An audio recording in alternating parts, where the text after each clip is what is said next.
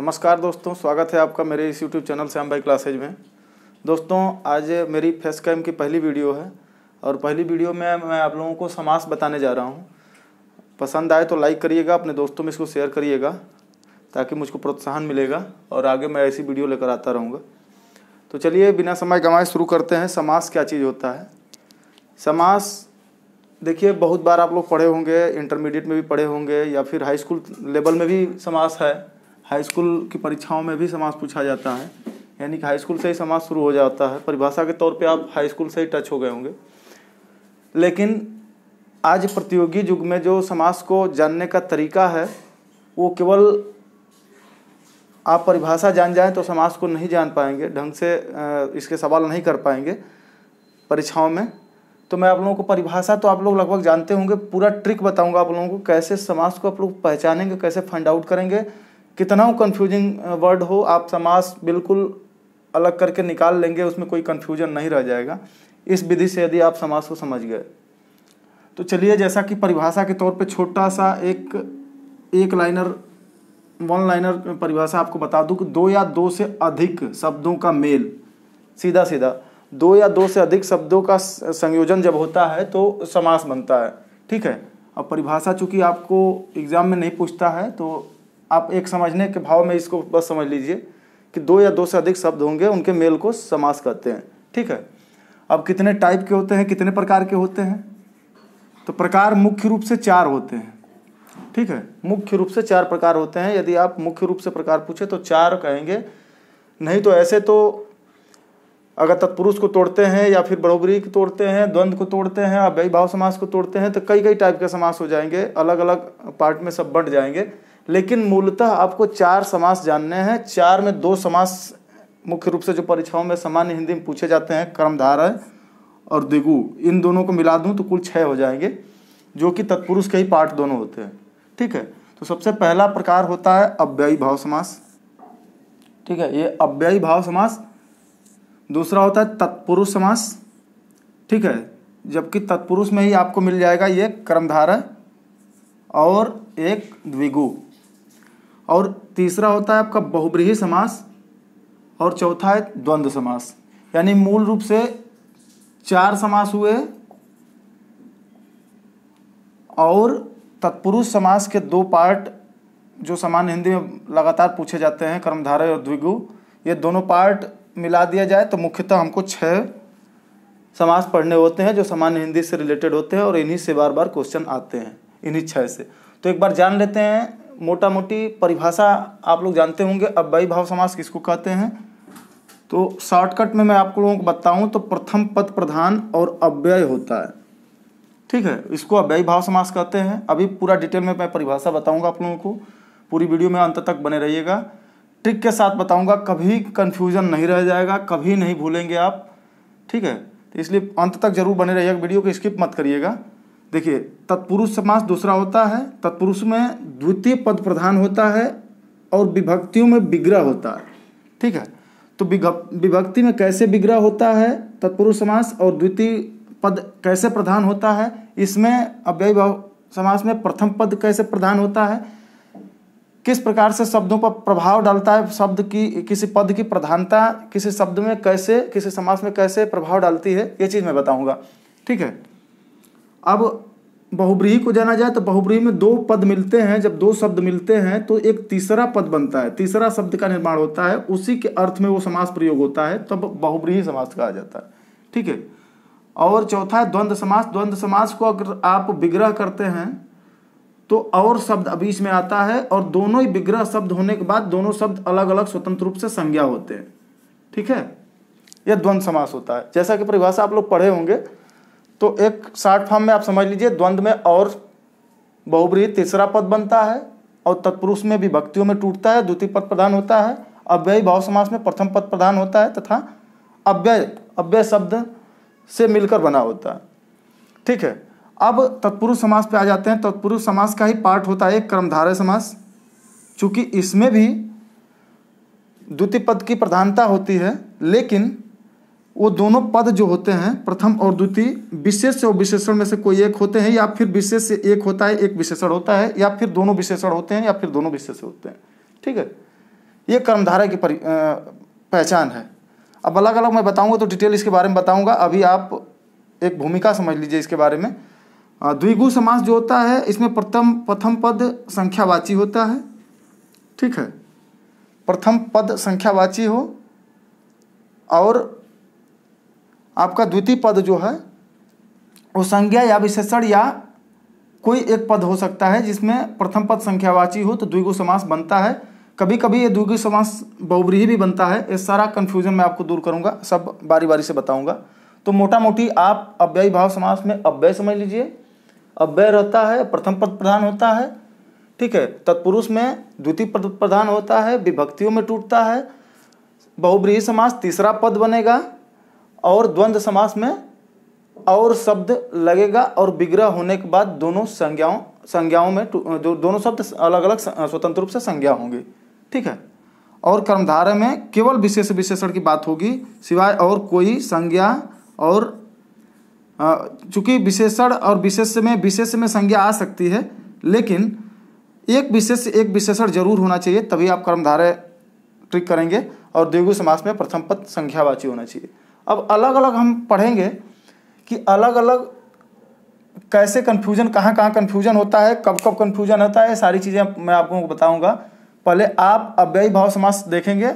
अव्ययी भाव समास में प्रथम पद की प्रधानता कैसे पहचानते हैं ये चीज़ बताएंगे।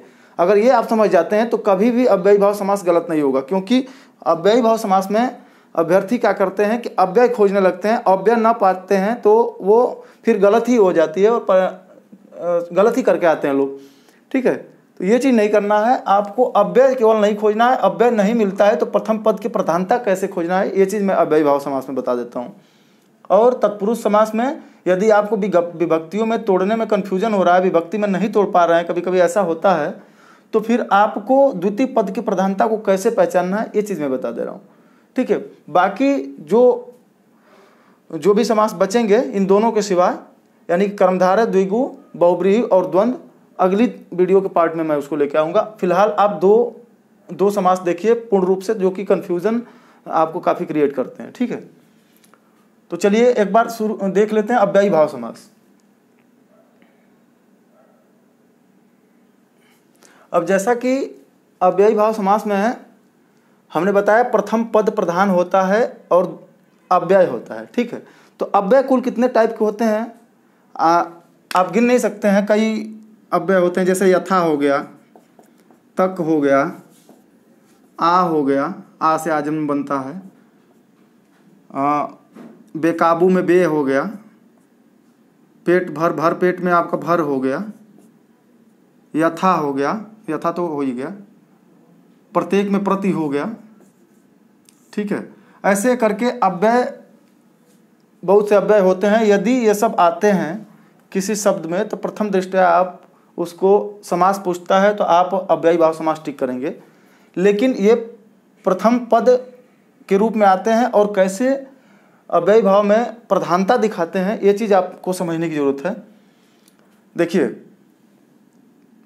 जो यथा है ये पहले आता है और प्रभाव डालता है किसी शब्द पर, समासिक पद में इसकी प्रधानता हो जाती है। इस तक आ गया, तक की भी प्रधानता हो जाती है, और ये जो आपका आ हो गया इसमें भी प्रधानता हो जाती है, ठीक है। तो सबसे पहली बात,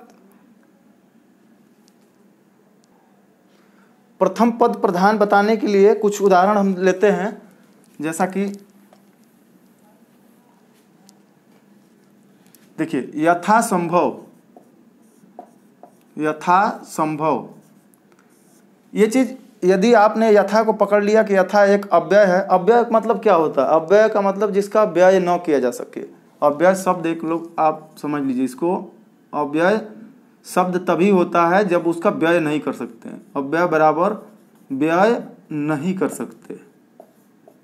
कर सकते तो अव्यय हो गया, ठीक है। जैसे यथा को व्यय करके आप दो अर्थपूर्ण शब्द नहीं बना सकते हैं, ठीक है। तो यथा संभव, यथा एक अव्यय हो गया, इससे पहचान लिए तो पहचान लेंगे, अगर नहीं पहचानते हैं तो ये प्रथम पद है और प्रधानता कैसे ला रहा है, जैसे संभव एक स्थिर शब्द हो गया, ठीक है। संभव को यदि आपने यथा लगा दिया तो यथा संभव मतलब जितना जल्दी संभव हो सकता है, जितना संभव हो सकता है इतना, यानी कि जो आपका यथा है वो संभव संभव को प्रभावित कर रहा है। ठीक है, यथा संभव। जैसे मान लीजिए जीवन, जीवन एक स्थिर शब्द है।